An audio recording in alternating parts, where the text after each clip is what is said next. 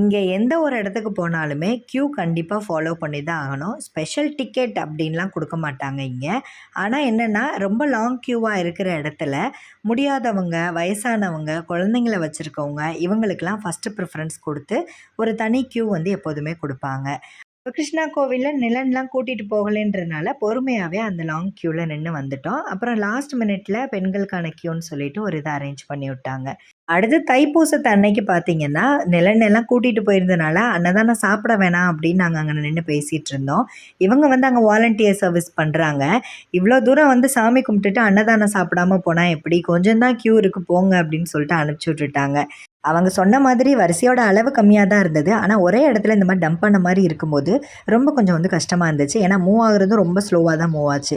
But இருந்தாலுமே நம்ம அன்னதானத்துக்குன்னு இல்லை, எங்கே போனாலும் க்யூவில் இந்த மாதிரி ஃபாலோ பண்ணணும், பொறுமையாக இருக்கணும் அப்படின்றத பசங்களுக்கு சொல்லிக் கொடுத்த மாதிரியும் ஆயிடுச்சு.